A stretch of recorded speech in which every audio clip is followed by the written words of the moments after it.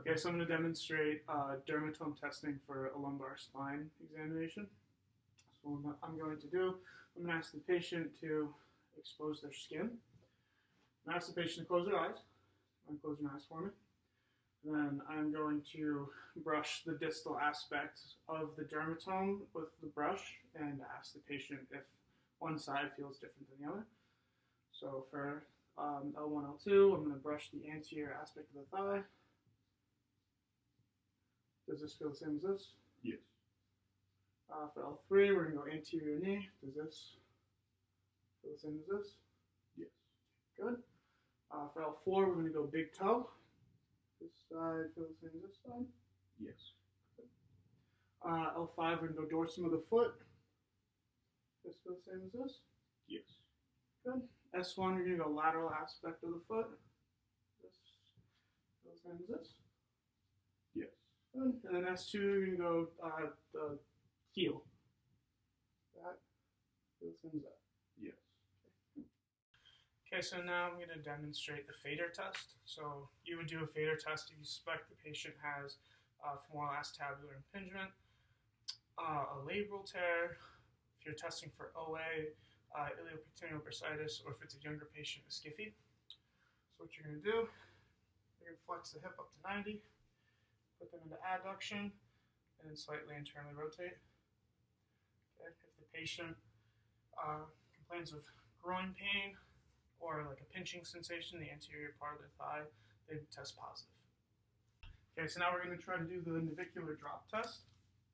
So the purpose of the navicular drop test is to see if there's a discrepancy between the resting position and then the neutral position for the subtalar joint.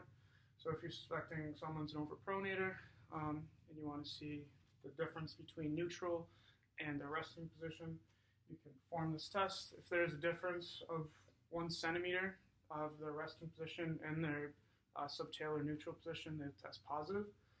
So what you're going to do, you are going to get a piece of paper or a ruler to mark the resting position, and then you are going to find the medial and lateral heads of the talus and find neutral, and then mark their neutral talar position. Like I said, if there's a difference of 1 centimeter, they test positive.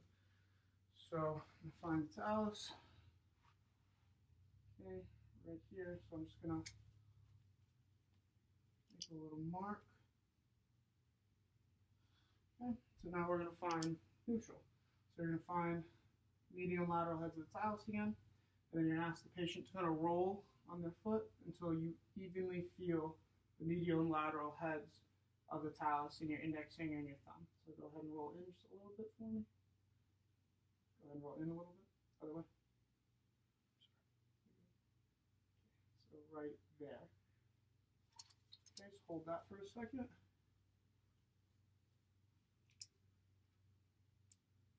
Okay, so go ahead and relax. Okay, so after you mark both positions, if there is a difference of a centimeter, patient tests positive. If they're positive, they're probably an overpronator. Okay, so now we're going to do a jerk test. The purpose of the jerk test is to see if there's posterior instability or a posterior labral tear. What you're going to have your patient do, you're going to flex their arm up to 90, and you're going to apply posterior force to the posterior aspect of the humerus while going into horizontal adduction. If you feel a clunk or a jerk or there's pain posteriorly, they're positive for the test and probably have posterior instability or some type of posterior labral tear. Okay, so now I'm going to demonstrate the TFCC impingement test. So what we're going to do, you're going to stabilize the patient's wrist, keeping them in neutral. You're going to, with your other hand, you're going to grab the metacarpal heads, okay, and you're going to move the patient into ulnar deviation. Then come back to neutral. If there's any pain or clunking feeling in the ulnar aspect of the wrist, they're positive for TFCC impingement.